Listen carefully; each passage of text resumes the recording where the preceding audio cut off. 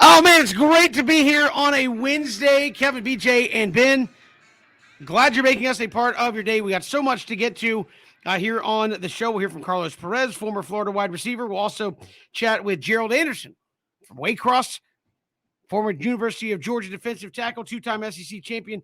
We'll hear from him, and Max Starks, former All-SEC offensive tackle for Florida and in the National Football League. So a lot of football to get to. College football news out there with the Sun Belt as well, BJ and Ben. But look at Ben's head. Look at my head. 1-0. Braves over the Astros, winning at 6-2 last night. I told you guys before the show, said Jorge Soler is going to make it happen right out the gate. Boom, home run. Braves go on to win at 6-2 last night. BJ, I said, look, you got to be confident in what this team does. And I think last night you saw it. They pitched effectively. They played defense. Even when they had a defensive mistake, they rebounded and made a play to get themselves out of the inning. And offensively, everybody hit. And when I say everybody hit, everybody in the lineup had a hit last night. Full team effort by the Braves, and they're up 1-0 in the World Series. We talked yesterday, hey, you want to win one in Houston? You've done that. Now a chance to go win two. Absolutely magical. I mean, that was a movie.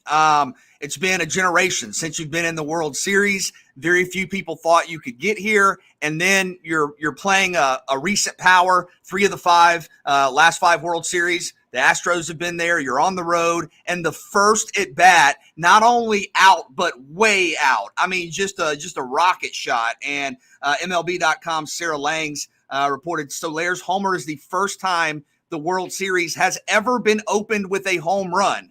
So literal history. I mean, history right there. It was amazing. I'm sure there were, fans all over the country just stunned, captivated by that. Around my house, my son and Kevin, I'm sure your kids are going crazy. Ben, I mean, my son looks up and goes, now they know who they're dealing with. I'm like, what are you talking about? He goes, the Astros. So he was talking trash. He's walking around. He made a poster and said, now they know who they're dealing with.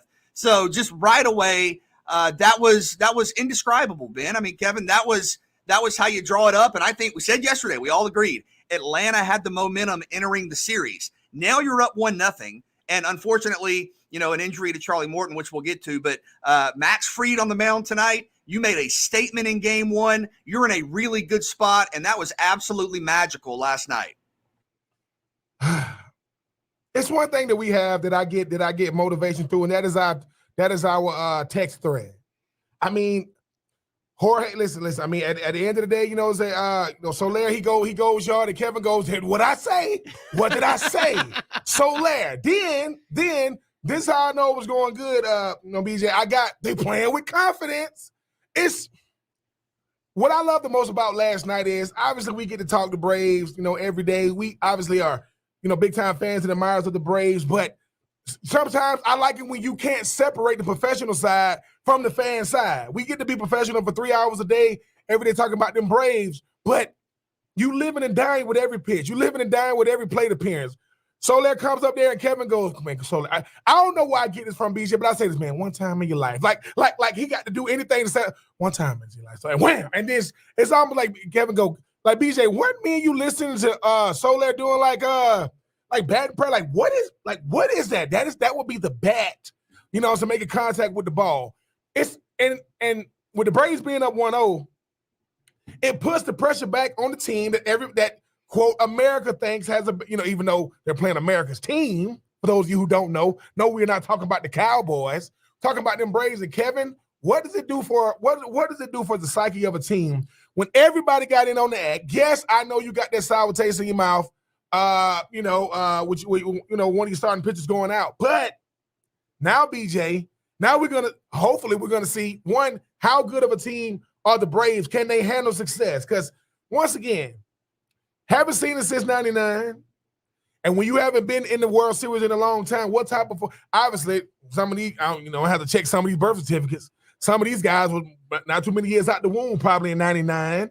When you think about now, but I'm just very, very impressed with the poise of the Braves. Everything did not go perfect in game 1, but for the Braves, we said when the Braves are playing with a lead, when that lineup is mashing, they can go out there and play with the best of them. And Altuve, 3 strikeouts yesterday, Kevin? I mean, so it's not like everybody got into the act. The bullpen, obviously the lineup, but Soler, man, starting everything. I mean, Eddie Rosario showed off that cannon. Who you think you finna get a double? No, you out at second. So I think the theatrics, BJ and Kevin was on display. I think everything you want as far as drama.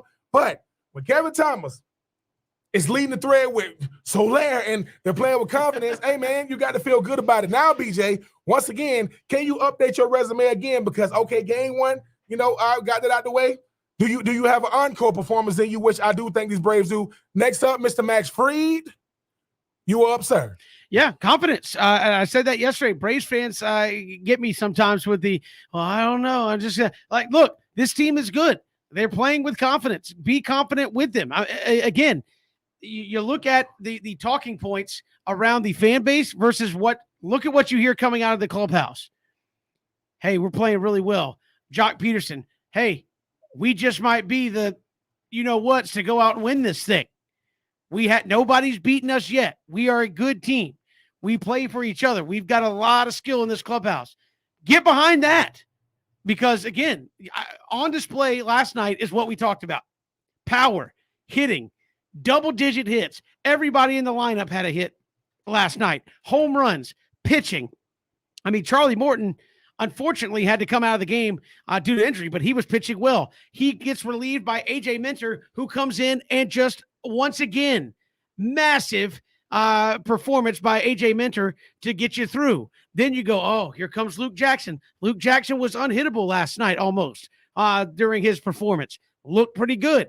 Then you get Tyler Matzik. He finally gave up it. Well, good Lord, look at what he's done all postseason.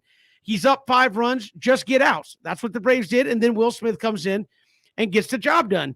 And again, you feel like the way they played, at no point last night, did I feel like the Astros were going to win that game. They were never in a position to win that game. You came out right out the gate, boom, 2-0. Come up to bat, Astros, and then you were able to get out of that first inning, which looked a little shaky. Understandable. Game 1 of the World Series, you get bases loaded, but you get out of it giving up nothing. And I think that sequence right there, 2 runs in the top of the first, bases loaded, Astros get nothing. They weren't going to get it done last night. And I feel like the Braves shut the door on them time and time again, and they were never in a position to come back and take the lead on Atlanta. Need to do some more of that tonight. Jump out early, give Max Fried that confidence, and see what happens. But you've done your job. Win 1 in Houston. If you win 2, that's big time. Kevin, I think you're spot on. Not once last night, and this is in a World Series game, did I feel like Houston was the better team? Did I feel like Houston was even going to make a run? I mean, Atlanta kept the Astros at arm's length for that entire game. It started right away. And just to echo some of your sentiments there, look, Minter was spectacular. And for a relief pitcher, especially one who had been demoted down to AAA not long ago, for a relief pitcher to come in a gotta-have-it situation. I mean, Charlie Morton going down in the 3rd inning could have been catastrophic. That could have been a very bad set of circumstances. Minter came out and gave you a career-high 43 pitches, gave you 2 2/3 innings, and that's from a reliever who, throughout his career, has been either a setup guy or a closer during many stretches. So he absolutely gave the team what they had to have. It was a gritty performance, and he deserves to be lauded today. I also think, the little things, of course, the home runs right away with Soler, Adam Duvall getting a hold of one. But it was the little things, like you said, Kev, you work out of a jam with Charlie Morton early. Ozzie Albies gets the stolen base, so we all get a taco, and Austin Riley comes up and knocks him in. You're talking about the defensive play from Eddie Rosario. I mean, the defensive plays from Ozzie Albies beating out infield singles. I mean, this team did it all last night. And I don't expect this to be a perfect World Series. Every contest has ebbs and flows. But Ben, from my seat, that was about as good of an effort, a game, a performance as you can have on that stage. Just imagine if you're Houston media today. They're talking about what we're talking about. They have to talk about how good the Braves were. And I think what happens is during the course of a season, you're going to look at a team that you either root for or is in your market. Most people heard about the Braves the last 4 years. They heard about this guy, Ronald Acuna Jr., different things, right? You get on this stage, and look, we're talking about 12 hits. Like that just happens. That don't happen. 12 hits might not happen in a regular season game, let alone in a World Series game. We're talking about the fact that Charlie Morton broke his leg, and they still won the game. So you had everything. I mean, Kevin. I mean, you had. I mean, when it happened to the thing about it is when Charlie Morton broke his leg, I was like, oh, obviously, just watching it, you could tell. But then look at how many pitches. Look at how long he stayed in after. I'm telling you, the culture of this team, the camaraderie of this team can't be spoken about enough. These guys really love each other. That throw to second by Rosario, I mean, most guys don't even attempt it. He's like, what you trying to get greedy, and you get thrown out at second. Dansby Swanson, people forget he messed up a potential double play because when everybody is in on the ad, Kevin and BJ, that makes everybody play better. Team is not about what you do well. It's when I don't do well, can you pick me up? They picked each other up last night, and Soler, look, I would love to have a home run, back-to-back home runs, in 2 games. But BJ and Kevin, the one thing that I took away from this game is, man, these guys believe in each other. After the first game, you go out there and win. Now ain't no more, okay, we happy to be here. No, man, we deserve to be here. No, earn a chance to be here. So, and the thing about it is who we not talking about? Who Freddie Freebie, listen, Freddie Freebie putting on a clinic at first base. For those of you you want to see how to play first base, whatever Freddie Free got to do, if he got this, all of that 6'4", 6'5" frame to get, he's one of the best doing it. But I was happy for the entire squad because once again, for one game, the Braves shown about as good as, now they haven't played their best game, but that's about as good as they could play what they showed last night. Absolutely. And again, they move into game number 2 coming up tonight. Max Fried on the mound. We'll get to that more in depth when we come back. It's 3 and Out here on the Southern Pigskin Radio Network. Hit us up on Twitter at Pigskin Radio. You can also catch us streaming live on Facebook, Twitter, and YouTube.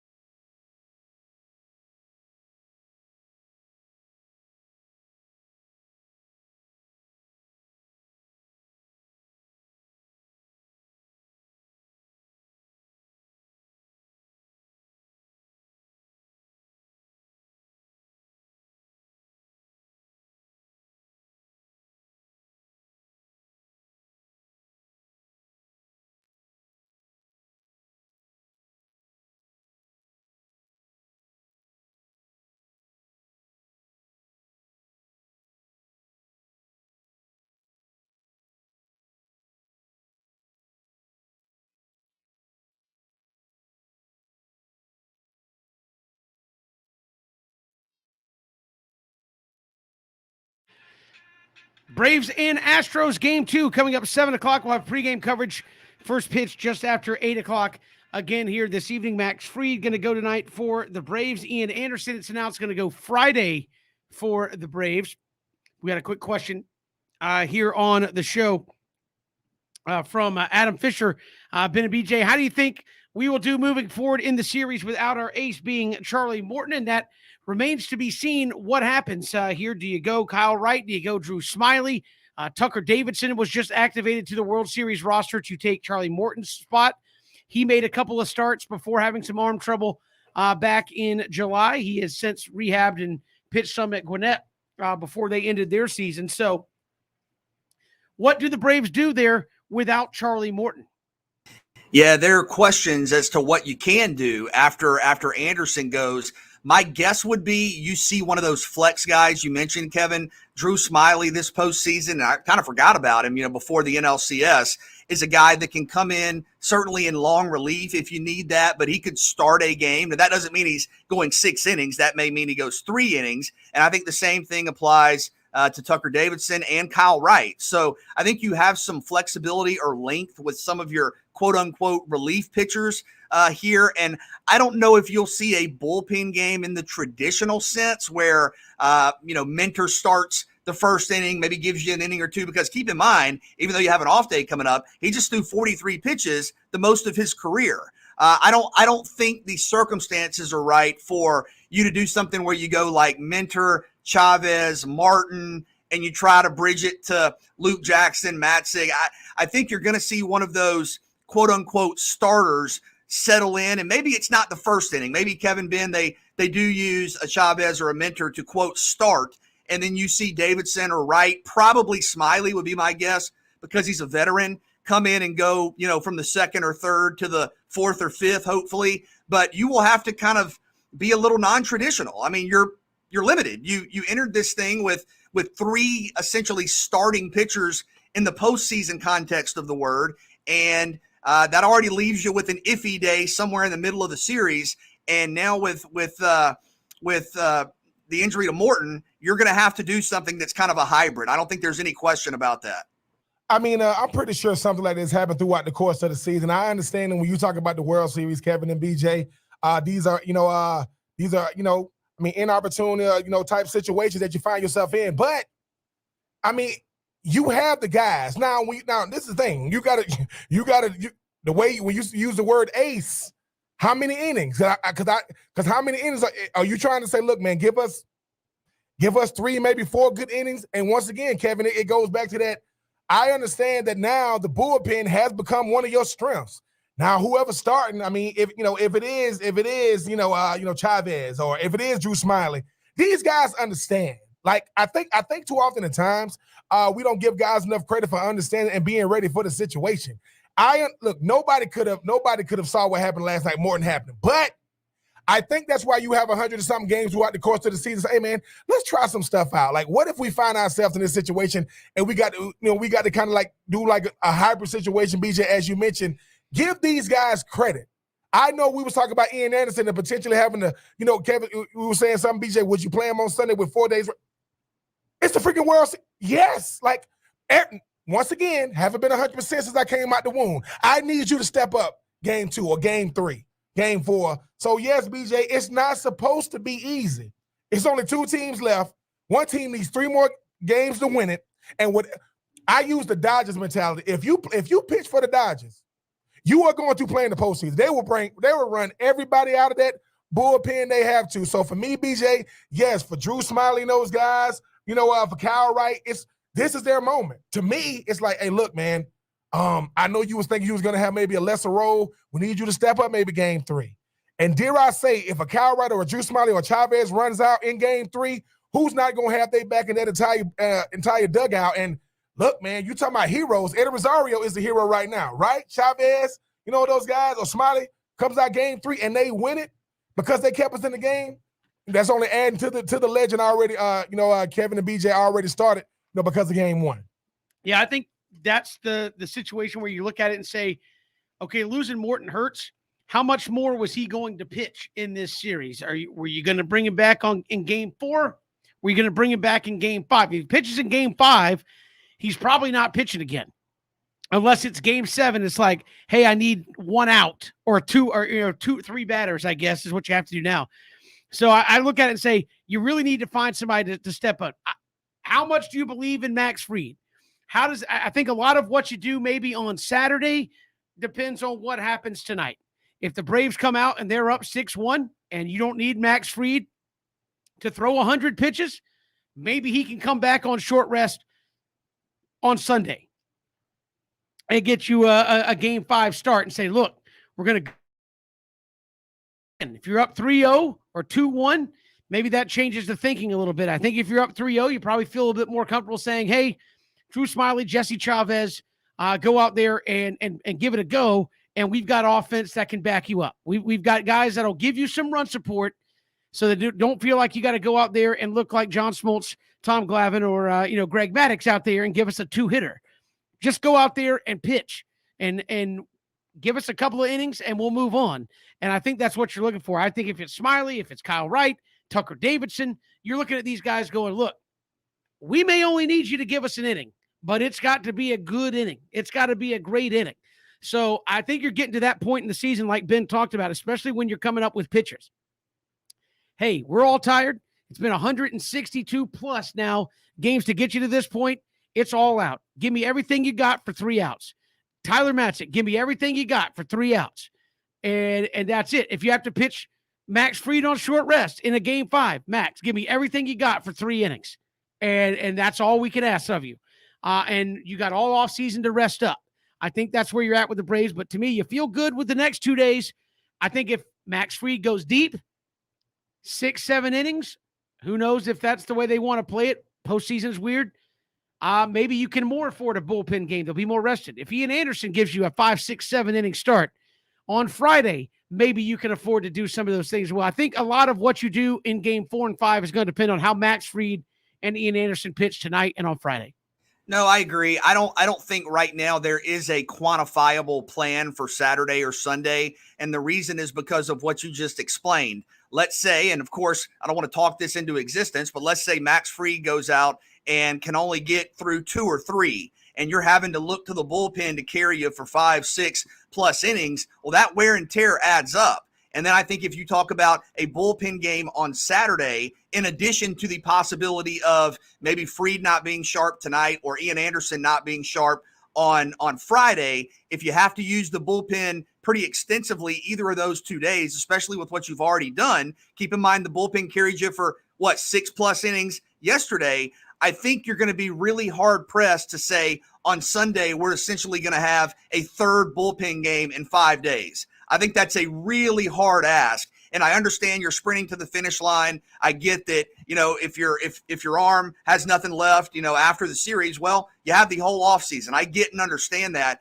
And look, this makes me nervous. The idea of Max Fried pitching on short rest, I think the scenario you're talking about, Kevin, is let's say Fried goes tonight and has kind of a regular sort of non-outlier type performance. Then you have the day off. Then you have Ian Anderson go on Friday. Then you do the quote bullpen game on Saturday, where maybe that means 3 innings plus from Drew Smiley or Kyle Wright. Then you look to Max Fried and say, dude, you're the best pitcher on our team right now. You went on Wednesday. We need one more. We need one more on Sunday. And that would be traditionally a shorter rest period than you would normally get, but not to a dramatic extent. It's not like you're talking about 2 days. So I think that may be the most likely scenario. But I do think, as you explained, you're looking at a fluid set of circumstances. Best case scenario, nothing eventful happens on the pitching mound, where you have somebody go out early, or you have, even as weird as this sounds, Kevin, do you kind of not want Max Fried to go 8 tonight? Would you settle for kind of a 6-inning game tonight out of Max? Yeah, potentially to save up for that short rest game if you get there. And again, we don't know what the series will look like at that point. That could be a potential elimination game either way, depending on what if the Astros bounce back. Sunday could be an elimination game to end the season, one way or another. You never know. So have to see how that series plays out. I think I'll throw it to you before we have to step aside. And we'll hear from Carlos Perez in just a minute. But we've asked this before, who do you trust? So when it comes to the bullpen game, Kyle Wright, Drew Smiley, Jesse Chavez. I mean, Tucker Davidson got a call up to replace Charlie Morton. Who do you trust in that situation? I mean, I know this. I know this is gonna sound crazy. I mean, Kevin. I mean, I got to go with Luke Jackson. I'm gonna tell you why. The whole thing about it is we get stuck on what he didn't do, right? We get stuck on what he didn't do. I believe everybody has a moment in them. I really think that everybody has a moment. Kevin, I go back to what you just said is, I mean, give me 3 innings the best you got. I think Luke Jackson is saying, look, man, nobody, and this is just a athlete's mentality. I don't want to be the reason why people look and say, if we wouldn't have had Luke. No, I want to say we had Luke. Luke helped us do, and because Charlie Morton is out, BJ, somebody's gonna have to step up, not name Ian Anderson, not name, you know what, Max. It's gonna have to be somebody we didn't expect. I think Luke Jackson got one in him. I'm not saying he's gonna pitch a complete game. No. But I do think he has a moment in him, 3 innings in him. That's we're gonna look back on and say, Kevin, you'll say, what was the turning point? Man, Luke Jackson goes out there, pitches lights out, goes through that lineup, and then we was able to win the game. So give me Luke Jackson, because I guarantee you he'll still think about when he didn't have a good outing. Yeah, if you need 2 or 3, maybe early, not in a traditional bullpen setting, I think Jesse Chavez. I think there's a consistency to Chavez. He's a little older, has been around the game. I think he's maybe in his mid to late 30s. And this year's Josh Tomlin.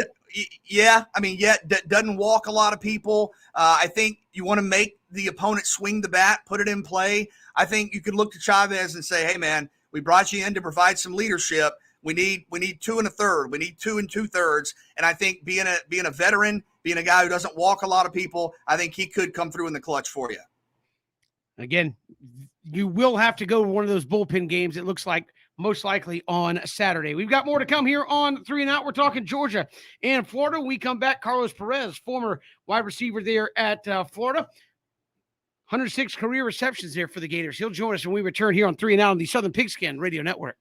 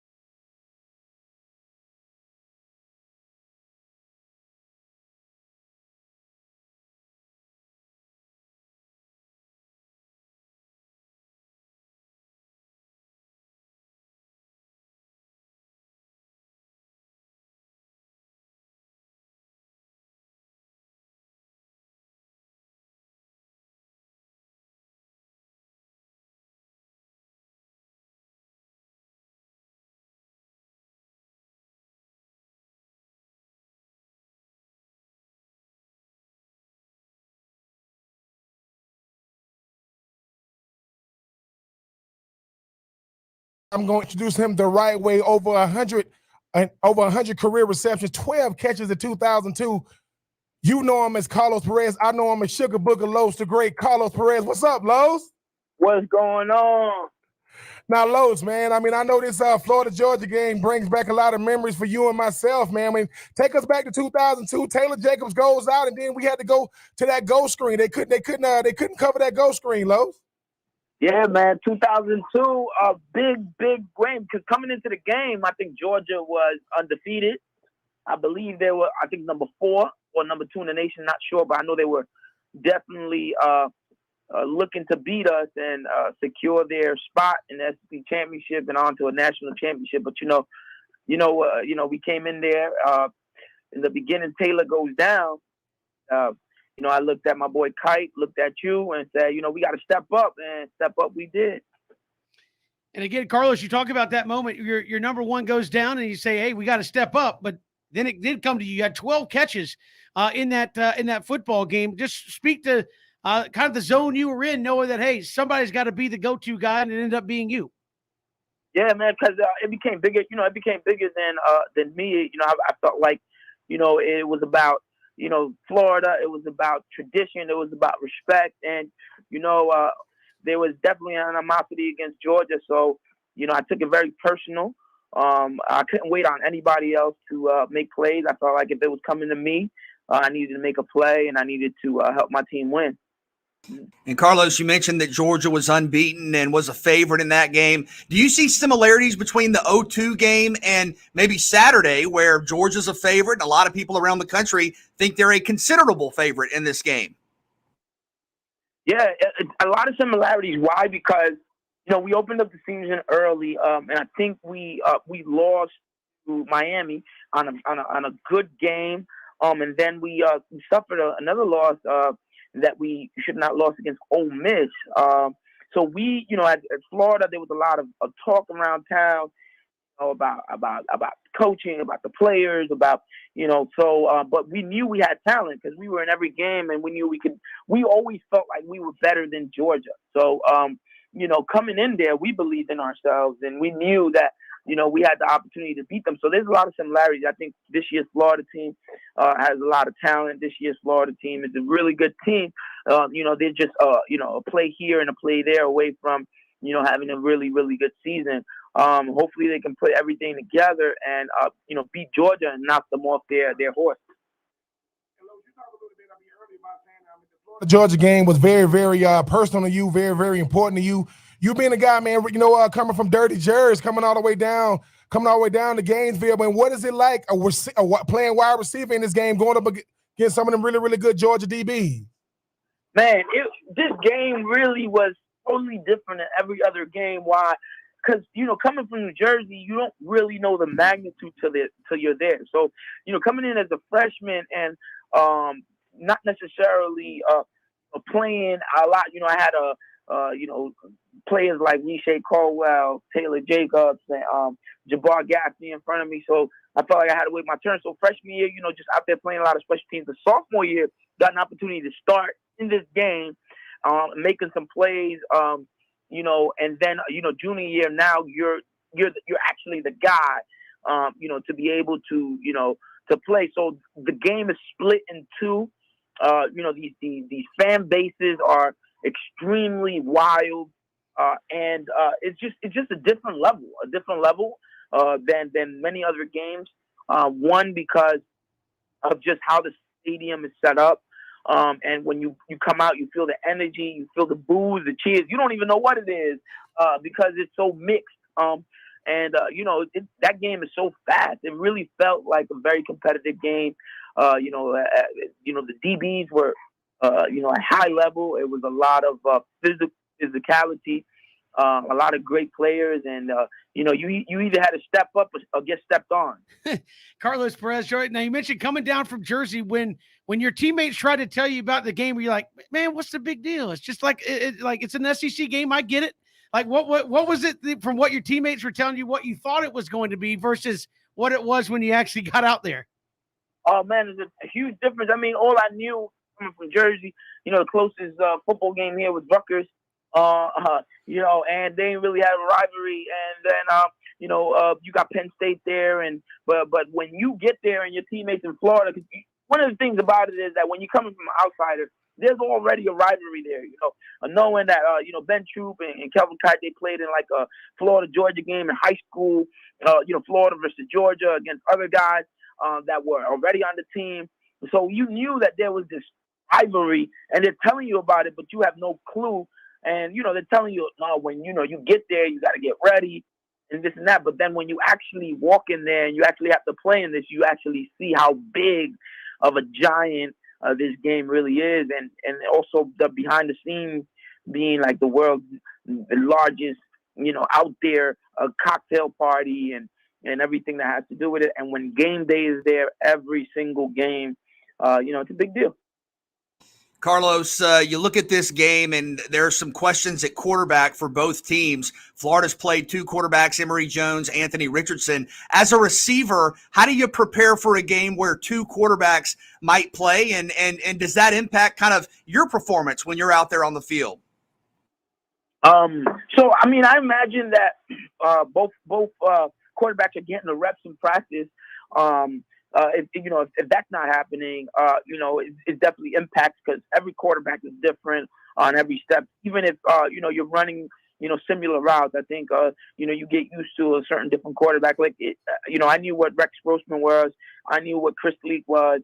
The only similar thing we had, I know, when I was a freshman and a sophomore, Rex Grossman and Brock Berlin were kind of battling it out, and they would come in and out. But there is a difference. But if you get in the reps in practice from each, if Anthony's getting the reps and Emery's getting the reps, with the receivers, I think you kind of feel out and exactly how to break with different, depending on the quarterback that you have on there.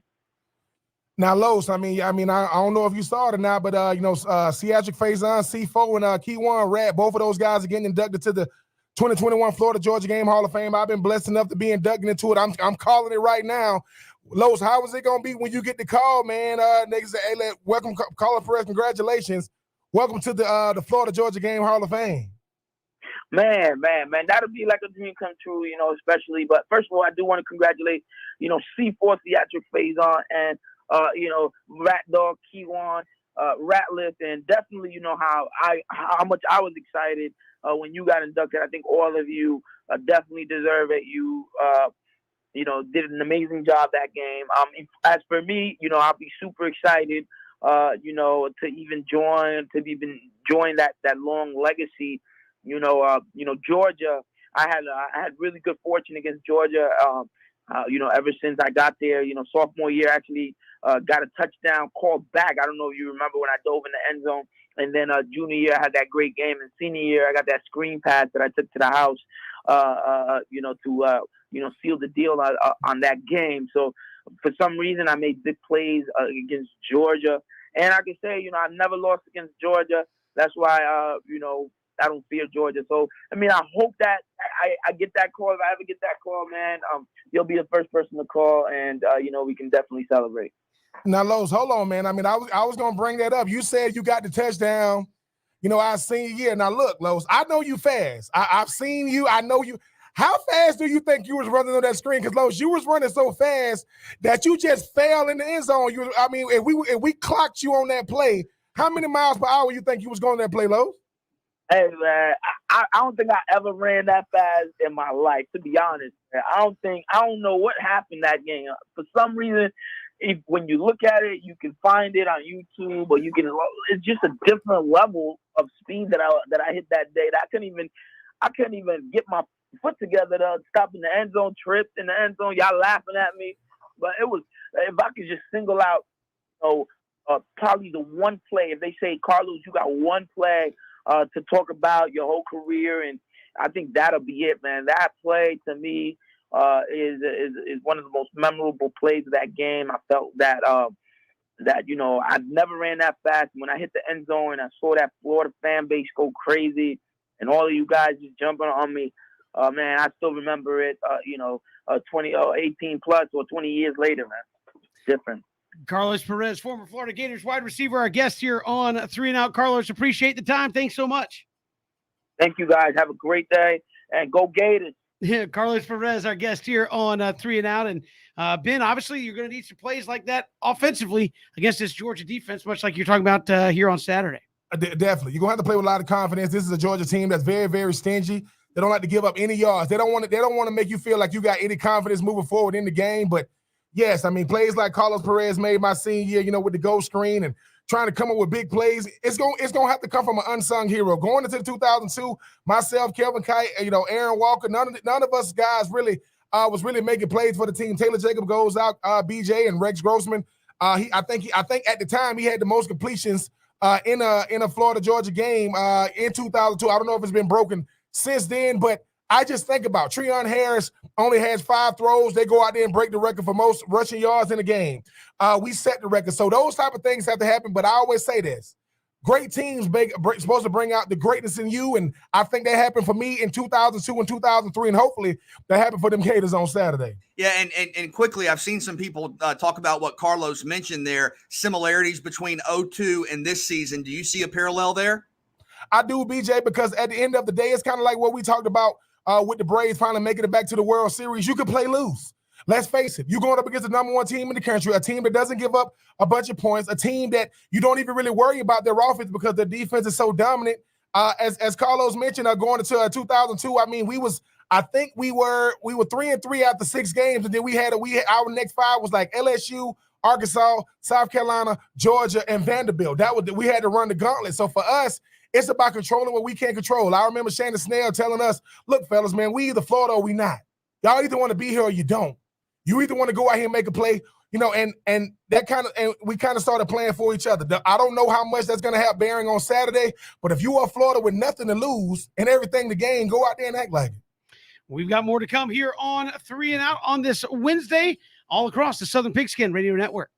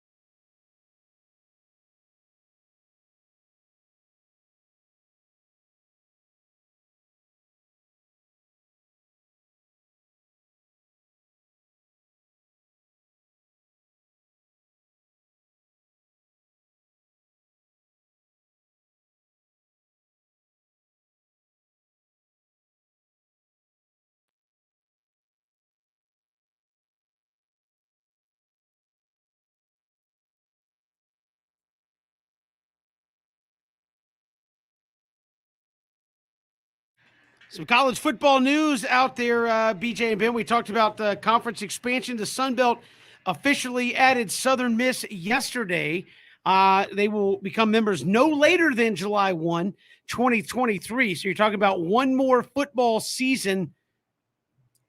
And maybe before that, I think a lot of it probably depends on what Oklahoma and Texas end up getting away with out of the Big 12 and how quickly all these conferences want teams to jump. But Southern Miss in, Old Dominion in today, that press conference out there. So the Sun Belt has officially added 2 more members. And again, it's not official, but a lot of the expectation is that next week you will have the official press conference for James Madison to come into the conference.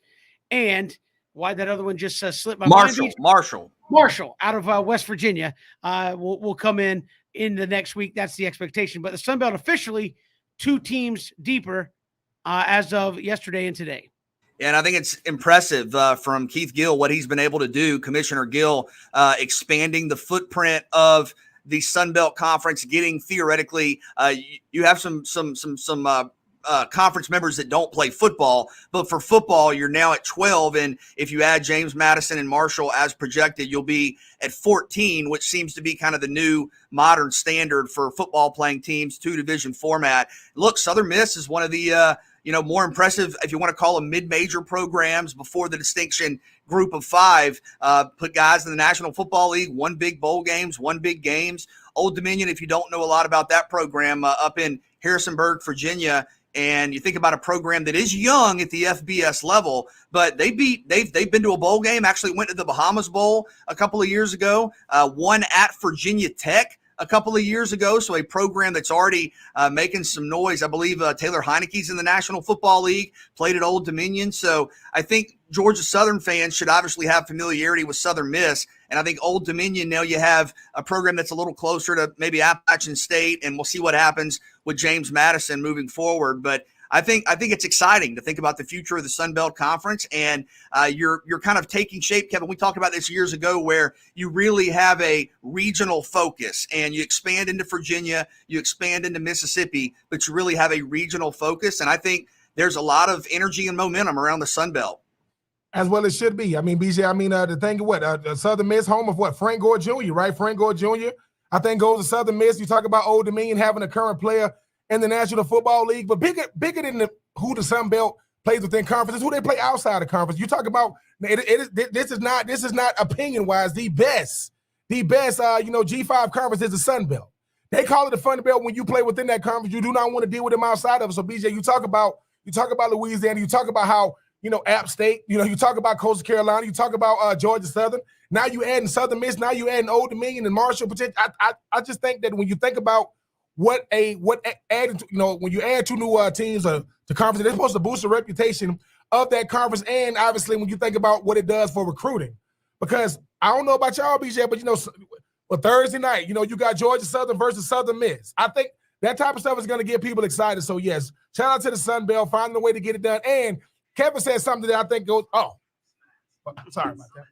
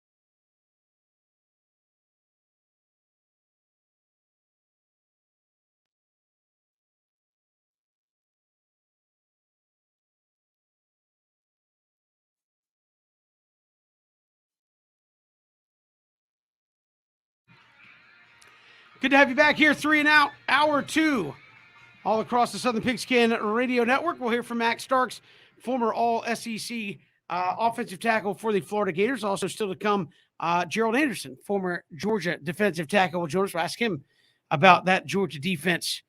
He was on some very good Georgia defense. What does he think about this Georgia defense going into the Georgia-Florida game? But first, it's 4 o'clock. Let's take 3 here on 3 and Out. All right, BJ and Ben, take 1. Kyle Pitts ranks in the top 20 in the NFL in receiving and trails only Travis Kelce and Mark Andrews in yards receiving by a tight end. Even this early in his career, where does he rank amongst the league's top tight ends?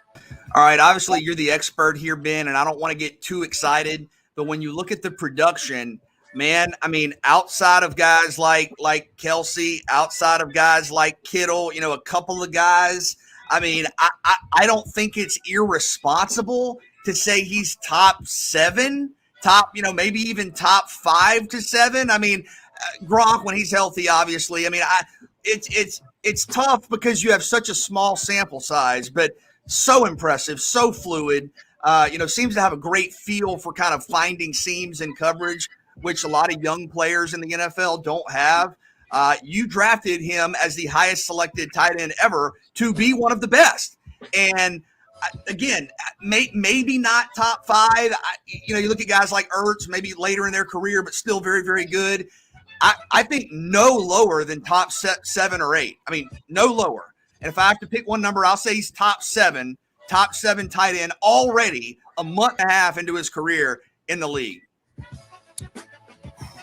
I'm going to do my best to say this right because I know Kevin and BJ are waiting on me. Okay. Kyle Pitts could potentially be the number 1 tight end in the NFL. I'm going to tell you why. I am not talking about being better than Travis Kelce. I am not talking about being better than Mark Andrews. I am talking about the fact that he had 163 yards. That is the most receiving yards in a game in tight end history for an Atlanta Falcons. He has proven to be the focal point. And this is why I say he could be the number 1 tight end in the league. They are already running the passing game through him. They are doing it right now. I don't know if I ever had a 100-yard receiver game in the NFL. If I did, you're going to have to go back to the tape. But what I'm saying is, BJ, this better, this best impact. You take Kyle Pitts off the Atlanta Falcons offense, they got Cordell Patterson. Think about it. Really isn't having the year you think he would because it's hard to be a number 1 receiver when you get double, gauging those guys. So for me, he is not better than Kittle. He is not better than Hurts. He is not better than Andrews. And this is just being honest. He ain't better than O'Shaq Hennessy because they've been doing it over a long period of time. But could he be the number 1 tight end in the league right now? Yes, because they are running the passing game through him. The hardest thing to do is to not be a focal point, to be the main point. He is the main point on the offense. So for me, yes, BJ, definitely top 7, maybe even top 5, but I think he might even consider be the number 1 because Travis Kelce, him and Patrick Mahomes, Mark Andrews, what he got over there with Lamar Jackson, Zach Ertz is out there with Arizona now. Darren Waller, to me, people, never always keep him in the top 5, but because of impact, he could potentially be the number 1. All right, moving along, take 2, Wake Forest. Yes, Wake Forest is 7-0. Just scored 70 on Army over the weekend. Are the Demon Deacons a legitimate playoff contender? I think they are. And I used to not feel that way. I think when you look at the rankings and you start to project and you look at the games that are left, now they're not a favorite. I mean, they're not in the top 10 right now, but I do think that was a win on Saturday that got the attention of people around the country who may not otherwise watch Wake Forest. I mean, this is just, we've talked about this before. This is just the reality of there are only so many hours in the day. I mean, if you're a national college football writer and you don't live in the South, there are a number of games you're watching. And when you're kind of processing information, maybe you're just seeing the box score. Maybe you're just going through, if it's not on regional television or national television, you're watching another game. I think 70 points stands out. And Army's been a really good program under Jeff Monken. And people may not even fully appreciate this. They entered Saturday 6th nationally in total defense, or scoring defense, excuse me. They were 6th in the country in scoring defense, and Wake Forest dropped 70. Now you're starting to see some whispers for Sam Hartman as a Heisman Trophy contender. You look at, and Kevin, you've made this point a number of times. There are like half of the top 12 is the Big Ten. Well, all of those teams play each other in the next couple of weeks, starting this Saturday with Michigan and Michigan State. And I think there's going to be some attrition. I think Penn State plays Ohio State Saturday, and maybe there's an upset or two. But if you look at the last month of the season, Wake Forest, they have Duke on Saturday. Then they have North Carolina, NC State, Clemson, and Boston College. And though those four teams have not been great, I think those are wins that resonate with people. You know, you beat North Carolina. They haven't been great, but they have Sam Howell. NC State's been in and out of the national top 25. Clemson is still a name school, and Boston College has been good. And then if you enter the ACC championship game against top 15 Pitt, Heisman Trophy finalist Kenny Pickett in Pitt, I think those are showcase type games that make you a contender. Now, note, I'm not saying they're getting in, but to the premise of the question, I think if they win out as other teams start to compile losses, there's no other choice. And I know you're going to sum it up and say, "Oh, nope," and that's going to be your take. I already know, Kevin. But I think there's a way for them to make a rise with the schedule turning as it is. BJ, it sounds like you just gave a Wake Forest dissertation. Like, listen, I'm gonna tell you about these Wake Forest guys. BJ, it's not Wake Forest's fault. It ain't their fault. If I say Wake Forest to the average fan, they're gonna say, "Who, Tim Duncan?" No, Wake Forest. Oh, Chris Paul. No, Wake Forest, the football team. What? And that's the problem. See, bigger than what you do, what is your national perception? What do we know about you nationally? Right? You know who has the better resume than Wake Forest? Coastal Carolina. And they lost App State. The thing about Wake is, BJ, you gave me a lot of scenarios. You gave me a lot of things that have to happen outside of Wake for them to get in. The probability of those things happen are slim and none. And even if they do, BJ, you know what the college football playoff committee, they're going to do two things. They're not going to tell us how they voted, and it ain't going to make sense who they put in the number 4. It will not be Wake Forest because, unfortunately for them, you have to make sense geographically and nationally to get in to the college football playoff. The Demon Deacons, which is one of the craziest mascots you're going to ever have if you really listen to it, it's not their fault. Just like Coastal Carolina last year, BJ, if we were really watching, which they weren't. Yeah, but hold up. Okay, but hold up. Really Look, Kevin, I'm not saying they get in. I'm not, because I understand the schedule is not comparable to, say, Ohio State's. But to the question, would you be contending if you can go undefeated in a Power 5 conference? And Roddy Jones said a couple of weeks ago on the show, hey, those are the conferences that we decided as college football fans and media members that are the conferences that have the benefit of the doubt. If you can go undefeated and not even be a contender, then what are we doing? What why? I mean, why is Wake Forest in the ACC? And I'm not saying they get in. There may be a scenario where Ohio State or Oregon or whoever has a better resume, and I support that. I support the comparing and contrast of resumes. But if we're just sitting here and you throw out the question, what if Wake Forest goes undefeated, and we all collectively go, that's ridiculous, we wouldn't even look at them, then what's the point? Like what are they doing? Well, they're not getting in because their name is Wake Forest. I mean, that's just – I agree with what you're saying, but also understand the reality is they're not getting in. They have, a 5,000 student enrollment. They're not getting in. Their fan base is small. They're not getting in. That's not their fault. They're just not getting in, even if they're 12-0, 13-0 at the end of the day. Also doesn't help that, NC State losing games and things like that in terms of the strength of the ACC to help them out. But they're not getting in. If they win it all, we'll not get in. Look, BJ, I still have questions as to whether or not Cincinnati will get in, and they're currently in the top 4. So that ought to tell you all what I think about how the system works for those guys as well. All right, moving along. Take 3. We are 100 days away, 100 of them, away from the Winter Olympics in Beijing. What is your favorite Winter Olympics sport? All right, and I'm going to steal yours, Ben, because we were talking about it in the show meeting. I was thinking, there are things I like. I like the figure skating. I like the little half pipe thing. I do. There are a number of different sports that I like, but you mentioned, and I don't even know what it's called, but when they get on the huge slide, right, it's like 200 feet in the air. And because this is incredible. What, Kevin? What? They should. You're not ski jumping? I guess. I'm sorry. I'm not an expert in Winter Olympic distinctions. What I'm saying is you get on a slide like 300 feet in the air. It was 200. Now it's 300. All right. You go up there, you ride down it, and you literally get shot off into the earth. Like you're jumping into the atmosphere.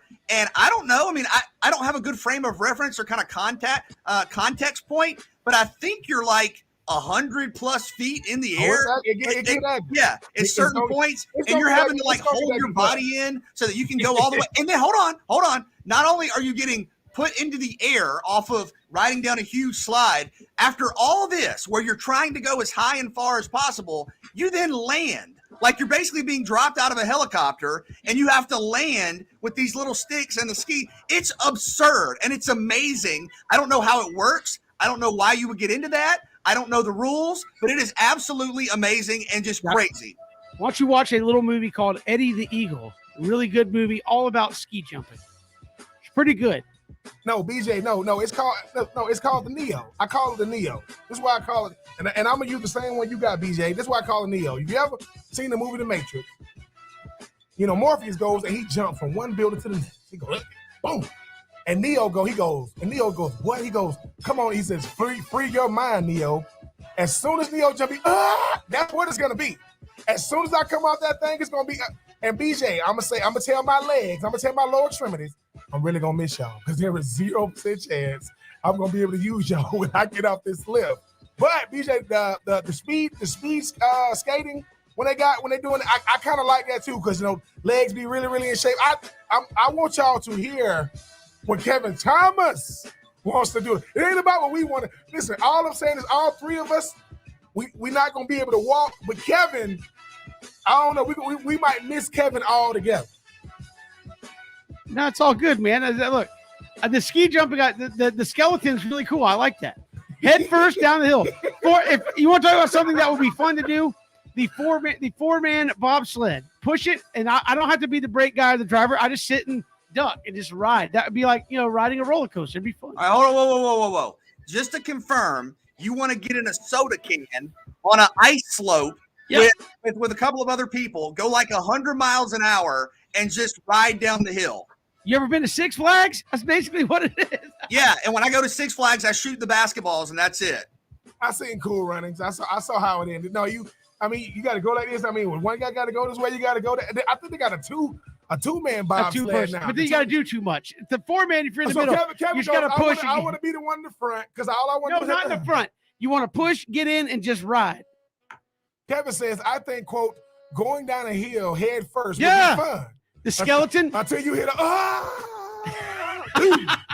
because that's what's gonna happen.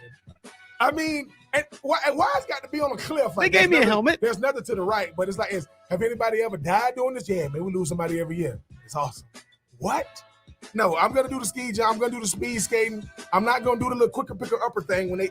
The curling. The curling get on my nerves. It's not a winter event, but I told BJ I would go down the hill of like the little BMX thing. That would be fun. I'm not going to do any tricks or anything. I just want to, go down and. Listen, Kevin is an action junkie when it's all said and done, and Kevin like action junkie stuff. That's fine. I mean, I'm not doing like 360s and like spinning the bike around. I'm just going to go down. Okay, so hold on. What actually are you doing when you get on the bike and go down like basically a constructed mountain that then goes up another mountain? What are you doing? Riding. It's not a trick. I'm kissing my children saying, listen, daddy love y'all. Because it's going to be bad. It's going to be, BJ, even if I go slow, like think about me. See how big my head is? And I'm going to go head first down the hill.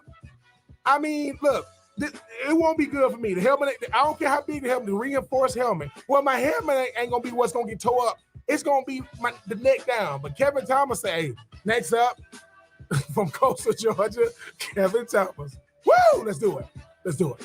Kevin, he will be performing no tricks, but he will ride down the hill, and that's all he wants to do. I'm going to be going down the hill 100 miles an hour. They're not going 100 miles an hour. How fast you think you're going? You're going fast on a Kevin. BMX bike. They're not going 100. They're not going down far enough. I'm talking about the skeleton one though. The skeleton, that would just be the adrenaline rush. I would probably be like halfway down and be like, "Yeah, somebody tell me how to stop." Yeah, boo. It's gonna get ugly. Look at BJ's face like, so you want to do stuff? Okay, would you rather it be the luge where I can put my feet first? Well, I mean, you You just lay down. put your feet on people's desks, so you might as well do the luge. I mean, it's called the skeleton. It's not going to be good. When you go head first, it is. When you just lay down, it's the luge. Just lay down and get you a little push start. Go sliding down. Would it make you feel better, BJ? If while I was doing it, I'd go wee, just like Yeah, I was feeling anxious, but now I feel great. That that would be perfect. The little commercial with the pig. Yeah. Oh man, it's amazing. We know these commercials as soon as the little pig. Wee. You're home. Sorry. Yes, Mrs. G, you're home. Get out. Sign me up. I'll be in Beijing in 100 days. I'll be a loser. We've got more to come. It's 3 and out on the Southern Pigskin Radio Network.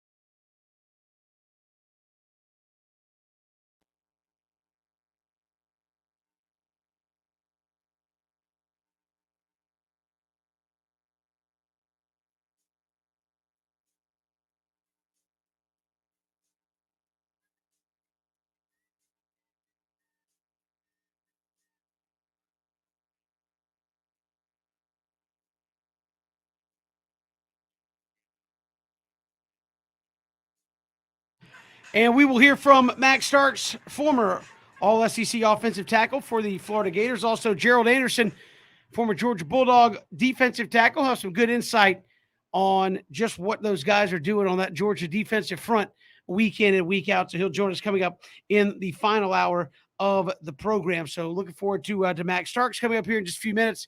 And then Gerald Anderson will join us in the final hour of the program. But coming up tomorrow, we'll be broadcasting out at the Westin on Jekyll as we get ready for Georgia and Florida, Ben and BJ. And then Friday, we'll be out there again ahead of Ben's third annual Florida-Georgia Legends Series going on right there at the Westin on Jekyll. Absolutely free for folks to come out and enjoy on Friday evening. Yes, I'm really looking forward to the third annual Florida-Georgia Legends Series with the Florida-Georgia Legends Roundtable held at 7 o'clock at the beautiful Westin Hotel in Jekyll Island. In the courtyard area. Really looking forward to some great conversation. Carlos Alvarez and DJ Jones, D Webb, Washawn Ely, and Willie McClendon, and Jeff Chandler. And I'm looking forward to having all the fans come out as well. Whenever you got, guys get to reminisce a little bit about the game. I think it's always great to just sit back and just watch what this game means to these guys. And I'm just really looking forward to the conversation. BJ, it's going to be star-studded. Come Friday night, I'm just looking forward to the conversations. That way, BJ, you'll realize the trash talk come in a lot of shapes, sizes, ages, generations. We're gonna try our best to keep. We're gonna try to keep it PG. But hey, man, if it get a little out of hand, I'm looking forward to that as well. No, it really is incredible just to be able to sit back and Ben, listen to you talk about, your moments in the game, talk with, great players who had incredible efforts in this game, some of the big names in Florida football history, Georgia football history. And just to clarify for people, because I've had some ask, hey, do I need a ticket? No. All you have to do is just show up, Westin Jekyll, beautiful venue, seaside, the courtyard. They're going to have it lit up. They're going to have a round table where all the guys are. You'll be able to stand close or far away as you want and kind of listen to the conversation, a chance to get autographs, take pictures. And it's just a really special thing. Proud, Ben, that we're able to do this. Obviously, you do a great job of, I know you've said time and time again, I want to, pay it forward. I want to share the history. I want to honor guys who have come through it. It's really cool. It's an intimate kind of setting where you can, again, talk to some of these athletes one-on-one, free, family friendly, and we hope to see you over there at the Westin Jekyll. Yeah, it's my way to say thank you. It's my way to show my appreciation to these guys. I know we joke a lot about stats and who's good, who's better, who's best, who's greatest. All these guys are the greatest to me because I know how hard it is to not only play at these schools, but to play in this game because it's so prestigious. It has its own Hall of Fame. When you look at how much it means to the fan base, how much it means to college football, how much these two universities mean to not just their states, but the fabric of college football, the SEC. So to know that you played in this game, you had any level of impact. It's not about who won the game, who lost the game, who had the better play, who didn't have the better play. It's just talking about what this game means because it's one thing when people are toasting to you. People are, getting hotel rooms and Airbnbs and setting up their whole schedule around this for, 18 to 24-year-olds to go out there and try to do the best they can for their team, for the tradition, for the fan base, for the love of it. So Carlos Alvarez, Willie McClendon, DJ Jones, Washawn Ely, Jeff Chandler, D Webb. It should be some good stuff. I think, if I'm not mistaken, D Webb is from Jacksonville. So I'm really looking forward to having these guys down. It's the least I can do for some of these pioneers that came through this game. I'm looking forward to an incredible event. Friday at the Westin on beautiful Jekyll Island. It is free to the public. Kevin Thompson will be there. BJ Bennett will be there, not only signing autographs, but BJ will be signing the book he just wrote.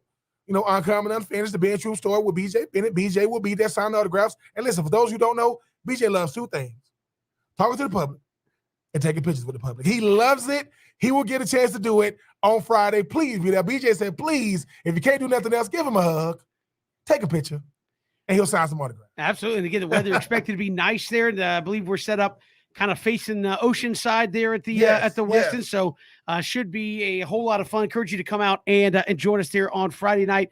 One for the radio show. We'll be there 3 to 6. And then the roundtable begins at 7 p.m. there at the Westin. Again, absolutely free for you to come out and check out and have some fun with. So looking forward to it. I know in year one, when we got to do it in person, it was, great stories. Fans asked, I guess, Ben, you said some interesting questions, some good ones. And you said there's some interesting ones that are out there as well. Well, the thing about it is, okay, but this is the thing too. It went from, and BJ remember this. BJ, it went from the game itself to what type of GPA do you got to have to get in Florida? What type of GPA you got to have to get in Georgia? Are you serious? You got to have, and I'm thinking to myself, wait a minute, but I just love how we defend our universities. Like we talk about them like, look, the only contribution I made is, getting a scholarship, doing the best I could.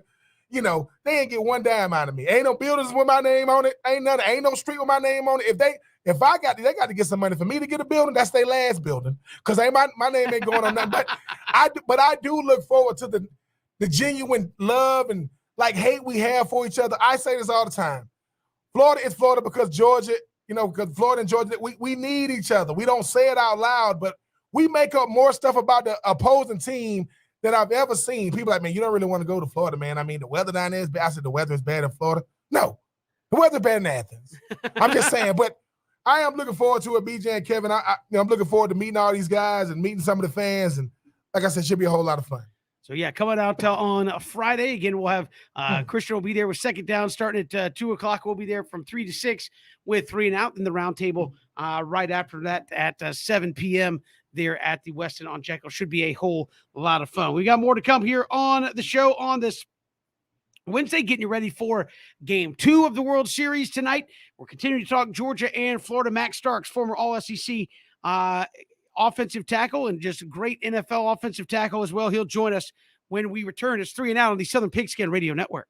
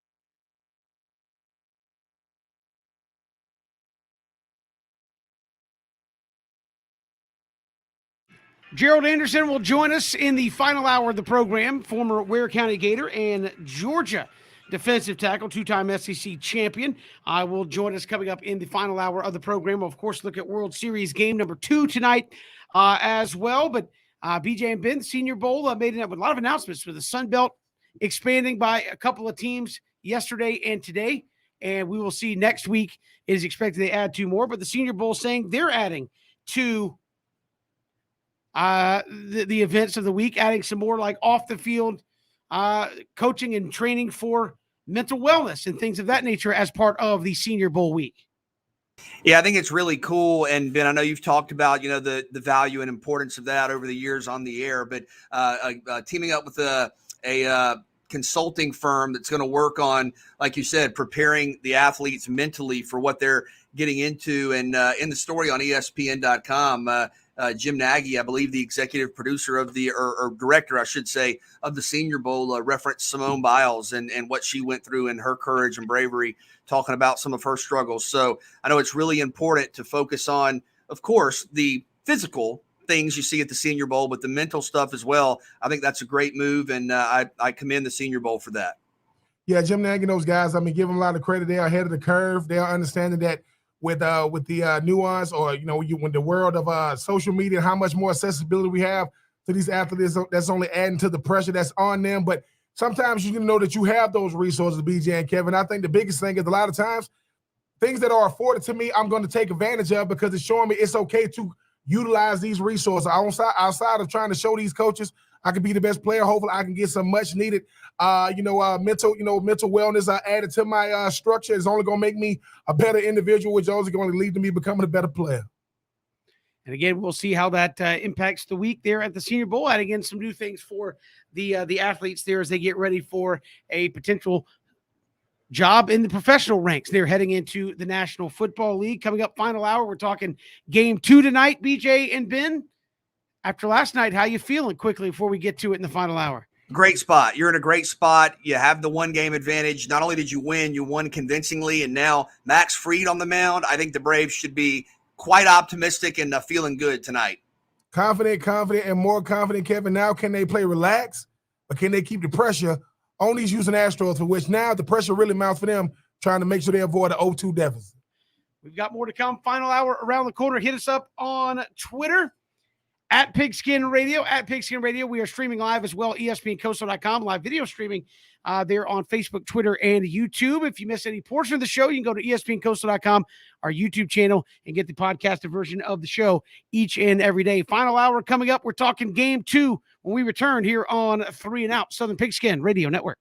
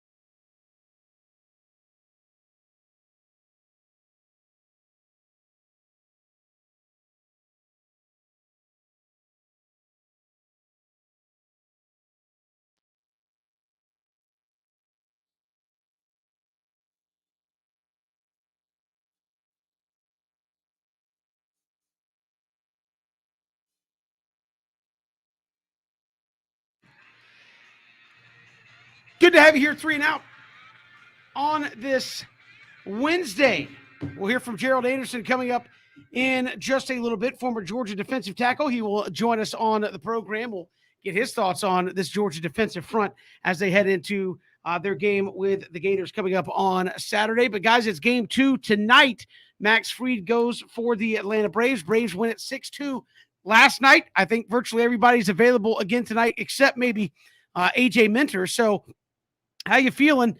Obviously, the goal was take 1, but now you're in a position to take 2 potentially if you can play up to that level again tonight. Yeah, last night was magical, was surreal for the Braves, especially as we talked about with Soler making history there in the first at bat. I think, and Kevin, I want to see if you agree, Ben, with Max Fried tonight, because of the circumstances that the Braves are going to face moving forward without a clear Game 5 starter. I kind of think you want an uneventful start from Max Fried. And what I mean by that is kind of the perfect outing, given that you're probably going to ask him to pitch on Sunday on short rest, would be if he can get you to the 6th, give you 5 innings.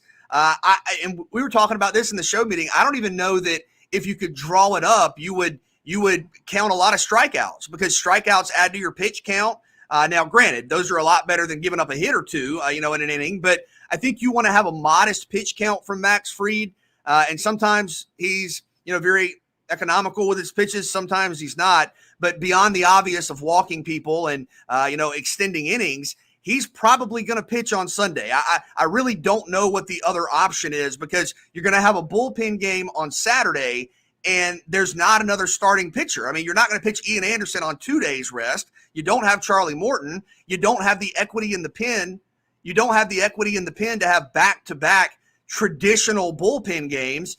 I think you're going to see Max Fried. So if you could, get him out of the game with the lead with maybe less than 90 pitches, I think that would be ideal. But clearly, this is a game where if you win, the entire dynamic changes. If Houston is going back to Atlanta down 0-2, that is a dramatically different series. So I think the Braves, Ben, have the momentum. I think they have the confidence. I think you have the better pitcher on the mound tonight. Your offense was brilliant last night. I think Atlanta is the favorite tonight. And if they win this game, this is a series that is not only in Atlanta's favor, but overwhelmingly so.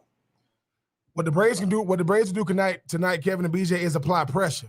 Because the thing about it is, let's face it, everybody had to get over, first game jitters. Even if Houston has been in this position before, Houston is trying to prove something different. And the Braves are proving that they belong. That they're just not a team that just was on the uptick the last 4 years. And they finally, maybe their biggest obstacle, happened in the NLCS against the Dodgers. You talk about a Max Fried, BJ, that became that ace, because let's face it, it was supposed to be Mike Soroka, and not Max Fried at this point, but here he is. So I do agree. Him just going out there and being Max Fried, like, it should be a boring game from him, because he's just go out there and do what he does.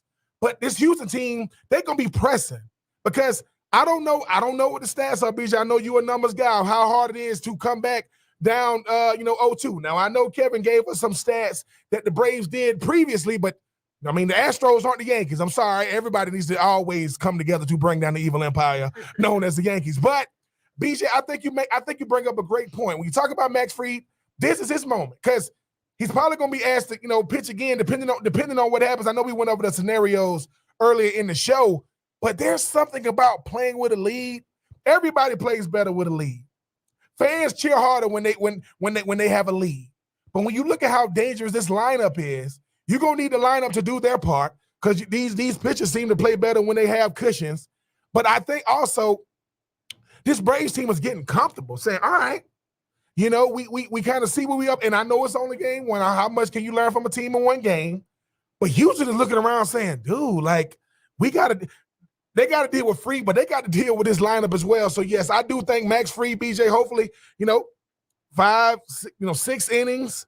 Don't overexert himself.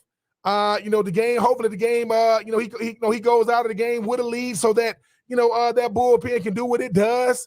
But I think Max Fried goes in confident, because he knows, dude, these bats are on fire. I got a offense that is helping me. So how much more aggressive, Kevin, can a pitcher like Max Fried be, and knowing I don't have to be my best. I just can't be my worst, knowing that I might have not even just my defense, but I got an offense that can definitely bail me out. Well, you do have a great defensive team, but again, I think it's one thing to say, well, you can't count on the offense doing what it's doing every night. I agree. But it's normally not everybody that goes to the funk. Last night, everybody on the roster, or I say that, everybody in the starting lineup had a hit last night. So all 9 guys for the Braves had a hit. It's hard to say who's cold at that point, right? Everybody was seeing the ball well. If you come out and can continue to hit the ball, look, I think give Max Fried a lead early and really see what he can do. I feel like you have a couple of guys who last series against the Dodgers, just for whatever reason, maybe it was nerves, maybe it's just the matchup, did not play well. Luke Jackson did not play well against the Dodgers. Max Fried at home in L.A., where he's from, and pitching for a series to try to get his team to the World Series right down the street from where he grew up, had to be nervous, had to be feeling it, and just did not pitch well. Let's see if he settles down here against the Astros, if it's a better matchup for him moving forward, because he's pitched too well to think that all of a sudden he's going to lose it. That's kind of the same thought I had, BJ, with with Luke Jackson. Luke pitched too good down the stretch to think, oh, he's back to old Luke Jackson because he had a bad outing against the Dodgers. Sometimes it's just a bad matchup, and you see a guy really, really well. That's sports, and everybody knows it. You look at it, every single person out there in Major League Baseball is somebody that owns Max Scherzer. Out there in Major League Baseball is somebody that when Walker Buehler gets up there, it's like, oh, we're having a good night tonight. It happens to everybody in sports, even in the NFL. Hey, we're the worst team out here, but we own the Eagles when we play. Like, it just happens. Every sport has that team or that player that you just perform better against for whatever reason. And I think we saw that with Luke, and hopefully we saw that with Max in the last series. And I really think he's going to come out and pitch well. I've been saying it since the Braves made it to the World Series. Confidence in this team. Have confidence in what they are able to do. Have confidence in their abilities and what got them here in the first place. And this is a good team that is a tough out. This is not a just roll over type baseball team. This is a good team that can hurt you in a number of ways. If somebody doesn't have it tonight, somebody else will, whether it's the offense, whether it's the starting pitching, whether it's the bullpen. As Ben has said, somebody will pick up the slack and keep you in that ball game. And again, I think we're going to see another good performance tonight from this Atlanta Braves team. Balance, depth, and I know people have talked about this a lot, but I think it's an important point. When this series is in Houston, that's an advantage for Atlanta.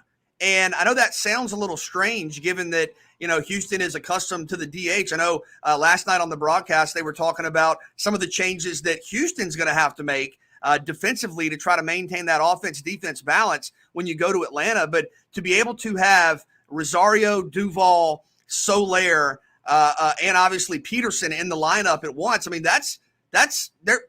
I don't know what you do if you're a starting pitcher. I mean, your worst quote unquote hitter is probably Travis d'Arnaud, and he's been one of the best hitting catchers of the last couple of years. And I say worst, it feels bad saying that. I don't mean that in a negative way. I just mean the lowest average of all those guys. Somebody's got to be last. Right, in that right. Right? I mean, everybody in the infield's got 25 home runs. I mean, in the outfield, you have the hottest hitter on earth, and then you have the National League RBI leader. I mean, d'Arnaud's a very good player. And if you have to have a weak link, maybe it's him. This is an incredible lineup, and when you get to add one more bat via the DH, it's a massive advantage. And you saw that last night right away with Soler with the home run. So I think and look, man, it's sports. There's going to be an ebb and flow. There's going to be a back and forth. But I think everything you can evaluate and everything you can contextualize with stats points the Braves' way. You look at the starting pitching matchup tonight. You look at the momentum offensively. You look at the relief pitching. And I think it's a great point, Kevin, you made about, talking about some of these guys. Tyler Matzik gave up a run last night. And I don't want to go back into the market correction thing that people hate when I talk about. But I think that's like the best thing you could have had happen, because it was going to come back around a little bit because he was such an outlier statistically. And you had a 5-run lead and gave up a run. That's what you want. You want to be able to absorb the ebb and flow and still win. And Atlanta was able to do that last night. I think the Braves are in a great spot, a great spot. And look, Houston is battle tested. They are a tremendous tremendous team. 3 out of the last 5 World Series they've been there. But Ben, last night Atlanta was better, and they were better in every facet of the game. And you have the starting pitcher that you want tonight. I think you go after it. Just because one team has been there 3 out of the last 5 years, BJ, doesn't mean they're more prepared than a team that hasn't been there since 1999. I think this Braves team, the one thing you get about them is if you get so focused on Max Fried, you forget, dude, they're gonna hurt you when they get back on offense. Because think about the pitchers for Houston. They think to themselves, dude, like, where do I get relief? You don't. There is no relief. I mean, you look at Soler last night. If I'm the pitcher tonight, I'm thinking, well, dude, I mean, I'm not as good a pitcher as they did in game 1. What's gonna happen to me? You forget about Rosario. Oh, Freddie Freed. Think about this. We ain't even talking about Freddie Freed at the plate. That's somebody else that can definitely hurt you. And Ozzie and Austin Riley. So I just think that the one thing the Braves are doing right now, they are hurting you in every aspect of the game. And one of the biggest assets now might be the bullpen, which we didn't see the progress they were making because, Kevin, obviously we're going to give them a lot of scrutiny throughout the course of the year. These guys, they bailed out Luke Jackson. They bailed him out. So I just think that when you think about, BJ, how dangerous the Braves can be, they've given you glimpses of it. They showed it to they showed it to you in game 6 in the NLCS. They showed it to you in game 1. Can you keep it up? Because if they can, Houston could be playing catch up. Because make no mistake about it, if Soler goes yard tonight, what does it do to that pitcher? But what does it do to the rest of that team? Saying, dude, who are these Braves? Yeah. We reside at Truist Park in the ATL. A little change in the lineup tonight as well. Rosario back to the leadoff spot. I think it has more to do with the pitching matchup tonight for the Astros. Jorge Soler down to the 5th spot. Jock Peterson slides up a little bit to the 6th spot in the lineup tonight. So a little bit of a slight change there, BJ, for the Braves and their batting order tonight. And again, you have a guy batting 5th who made history last night and led the American League in home runs a couple of years ago. It's just incredible. And Duvall, 6th or 7th? I mean, the National League RBI leader is batting 7th tonight. Just incredible. Alex Anthopoulos, you see in the moves that he made come to fruition. It's pretty unparalleled, Kevin, in my mind. BJ, the National League RBI leader is batting 7th, and the 2nd and 3rd place RBI guys in the National League are batting 3rd and 4th. so you definitely have the ability to go out there and put runs on the board. And again, if you're Max Fried, to me, you go out there with a lot of confidence. Sure would be nice if you could repeat what happened last night and put a run or 2 up in the first inning, just to give him that confidence going on. I mean, as a pitcher, it's always nice when you go out there and you've already got a couple runs up before you've even taken the mound. So we'll see what the Braves can do tonight, man. But 2-0. Would be huge going back to Atlanta where, BJ, you talk about the atmosphere of postseason baseball. It's been good in Houston.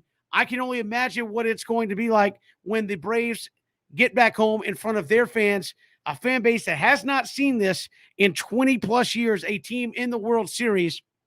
It's going to be nuts. I mean, if you've been following online at ticket prices for this thing, and, these things are worth, like gold, Bitcoin, if you want to make it modern out there. I mean, they are hard to come by, and people are fired up about. I mean, could this be a situation much like you'll see at Georgia, Florida this weekend, where Saturday night in Atlanta, might you have about half as many people as in the stadium, outside the stadium, in the Battery, watching it on the TVs and stuff outside the stadium for game number 4 on Saturday? Yeah, great energy. And if you come back with a 2-game lead up 2-0, I mean, I'm not even going to say what you said earlier, Kevin, about the possibility of what? I mean, Christian's okay. Kevin was. Look, I'm not going to say it. I'm not going to say it. Kevin was talking about the possibility. The possibility. Okay, all right. Hold on. We don't got to say it, but this is my thing, BJ. Why so much respect for Houston as if to say the Braves ain't just as dangerous? I'm just saying, like, listen. Public service announcement. The Houston Astros are an incredible team. We respect them. And it's like, hey, man, don't say too much complimentary things about Atlanta, man, because if you do, Houston's going to hear. They can hear.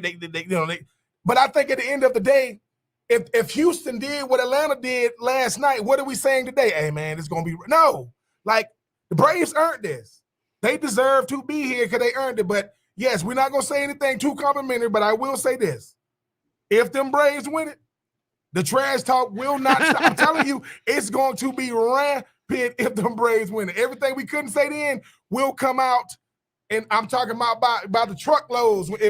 if they do indeed win that thing. And again, you're talking about a fan base that's been 25 years since they've won a World Series title. So you've got folks in their mid-20s and younger who have never seen this. And maybe if you want to go up to 30, the last time if you're 30 years old, last time it happened, you were probably still getting your liquid out of a bottle at that point and didn't have any clue what was going on anyway. So look, it could be an historic run if the Braves finish this off.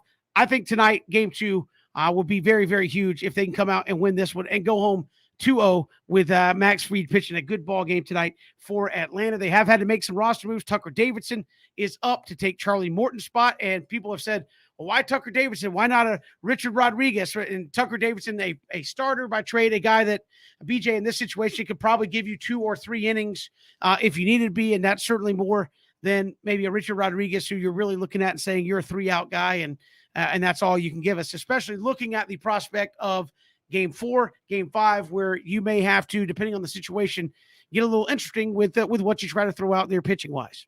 Yeah, it gives a length to the bullpen when you think about Smiley in that role, right, and certainly Davidson just gives you some more options, and I think that's the reason for the move.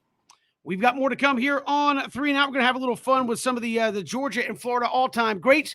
When we return, and we'll hear from Gerald Anderson in about 15 minutes, former Georgia defensive tackle, 2-time SEC champion. He will join us as well. It's 3 and Out on the Southern Pigskin Radio Network.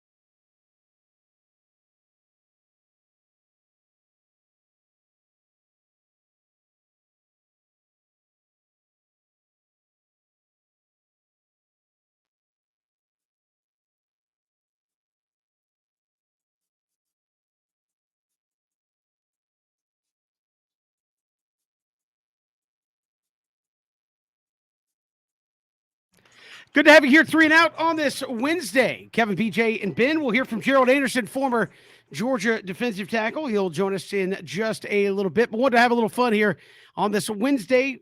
Going to find out who people think is better. We got Christian Gokellan here representing. This is not Georgia. fun. Yeah, it It's is. just science. Science isn't fun. It can be fun. No, it can't. You never had science class where you Bill mix Nye- the stuff and Bill the stuff Nye- comes exploding Nah, out of the, Bill out of the Nye ain't beaker? up That in could be here. fun. Bill Nye ain't up in here. If you never played with a Bunsen burner in an illegal manner, then you have not had fun. Kevin, I bet you were the kind of kid who played with Bunsen burners a lot. I did. All right. Bunsen burner? You know, how trusting were the teachers back in high school? We had those little valves that just shot out natural gas. It's like right there on the things. Like, y'all didn't have those in science class? You think if it let me be anywhere near anything from the shootout with No, natural Ben, gas? because you were too busy playing sports. What you trying to Kevin, say something, Kevin, like, what you trying to say? I had to go to class, apparently. I Christian did not. I went to No, I'm class. talking about you. Apparently, Christian did I don't know not. if I ever turned on a Bunsen burner ever. It's a Bunsen burner is, I mean, obviously that's dangerous, It's right? that's how you burn your buns. It's just a little, you really don't know what I'm talking about? It's just a little stand that has a flame come out. Yeah. Like All a right, little- sorry. That's where you burn your buns. Yeah, exactly. All right, let's get to it because Ben, of course, played in Florida. Christian, a unabashed Georgia fan. Hello. And we will.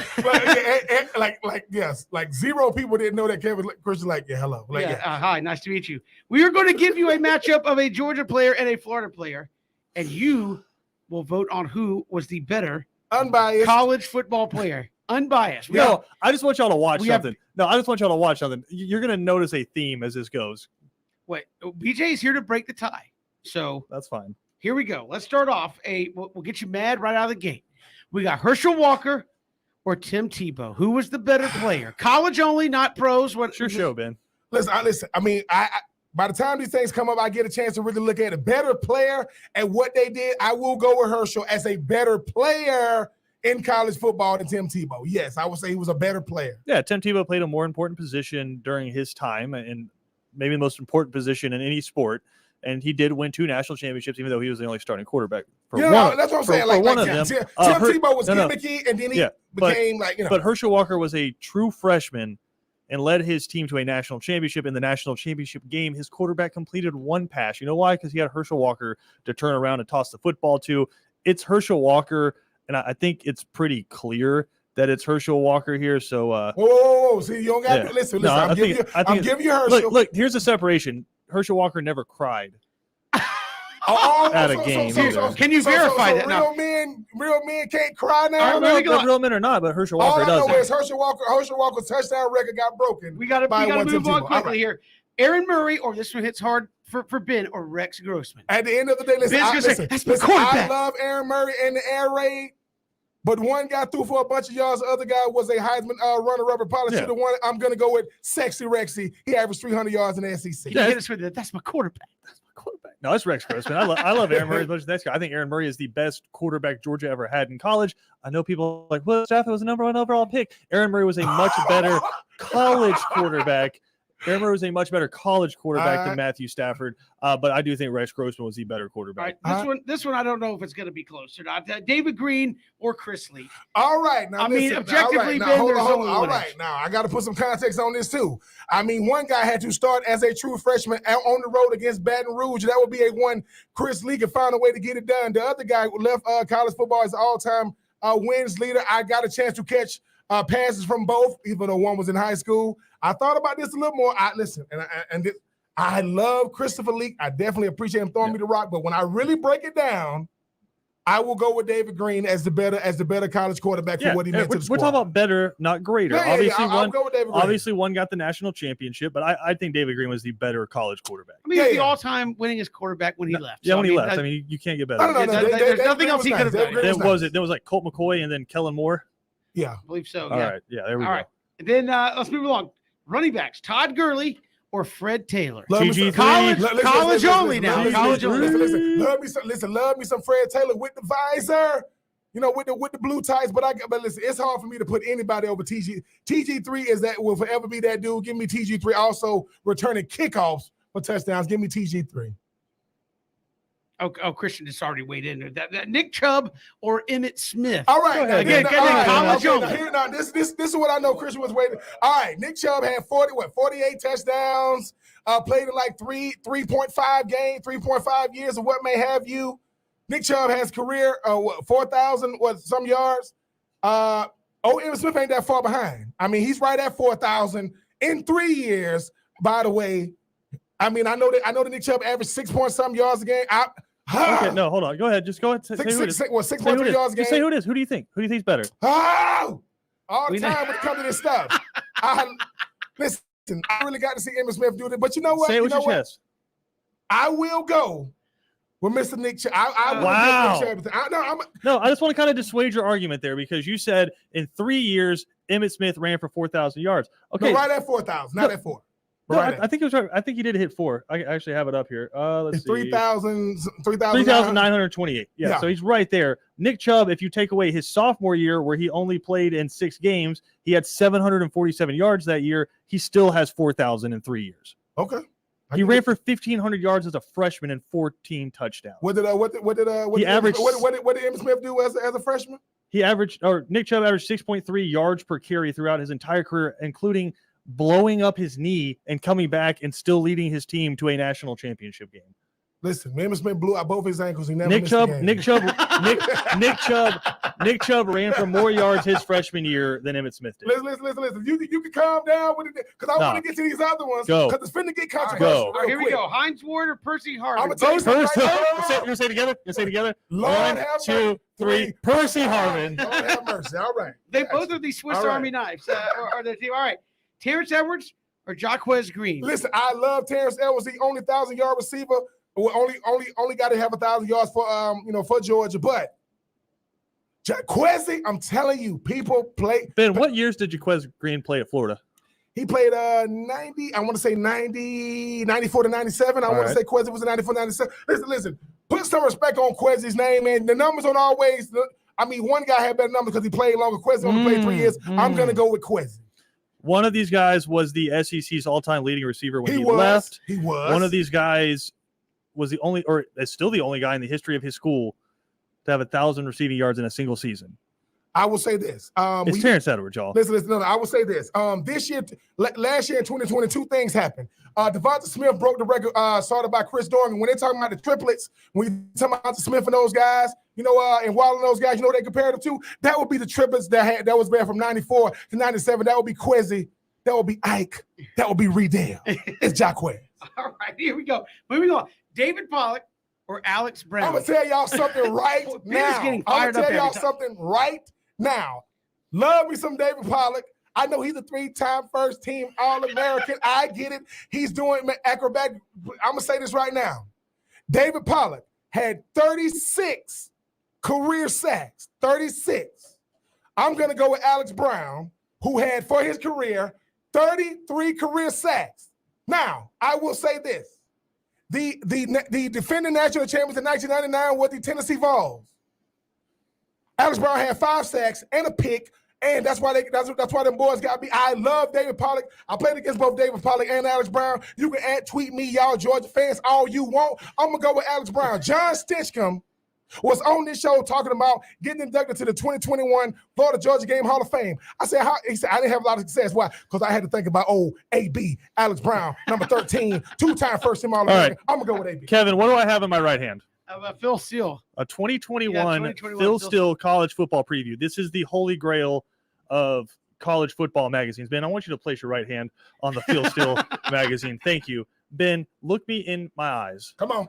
And tell me that David Pollock isn't the greatest college defensive end of all time. David Pollock is the greatest college defensive end of all time. That doesn't make him better than Alex Brown. Now look at me. Was Alex Brown a 3-time All-American? No, he will be a 2-time. Okay, just put your hand back on. Did he ever sack a quarterback in the end zone, ripping the ball out of his hands while doing a backflip and catch the ball in the end zone for a touchdown? No, he did not. No, he did not do. I said David Pollock is that dude, but what I'm saying is. And Ben, what have you said about David Pollock about playing against him? I mean, he got on my nerves. I mean, he gets on my last nerve. No. So that makes him better in my book. It's David Pollock. Whoa. No, I'm gonna tell y'all this about Christian right now. Everybody say Ben is always biased. You can't say nothing about David Pollack in front of Christian. I don't care what it is. If we say who's the better baker, There will be David no Pollack, disrespect. Hey, about listen, it, there was Christian. no Have you seen that disrespect. man in real life? His jawline is ridiculous. All right, we got time for he wins on jawline alone. He said he All right, got a great Champ jawline. Bailey or Lito Shepherd. Listen, Can I start this one? Can I start this one? Yeah. It's Champ Bailey, and he's a better overall player. All the different positions that he played, what he was able to do, and then obviously you saw what he was able to do as a cornerback in the pros. But This is college only. in terms of like a true Say it with your cornerback, chest. it doesn't get much better than Lito. Whoa, like Lito. Yes. I really But it's thought Champ. might have. Champ had to play everything. Lito took some punts back. Speaking of Champ, remember when we saw Champ at the Georgia Yeah, Florida game a couple Champ, years ago? he was sitting suited and booted, sitting up in the And parking Ben lot. wouldn't even talk to him. I said, listen, over there looking like a salamander. I'm not finna go talk to him. I gotta go. Love Champ Bailey. Despite all that, we will come back and we will talk with Gerald Anderson, former Georgia defensive tackle. He obviously knows what Jordan Davis and company are doing. We'll get his thoughts on that as Georgia defense as they get ready for the Gators on Saturday. Gerald Anderson joins us next here on 3 and Out.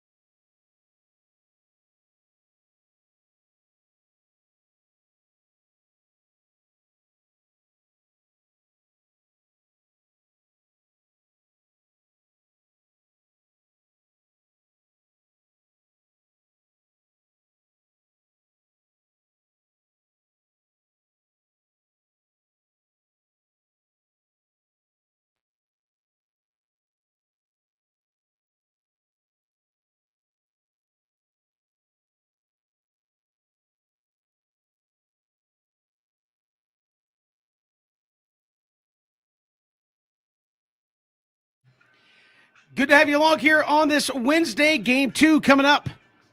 7 o'clock with a pregame. First pitch just after 8 o'clock. Again, Max Fried for the Braves.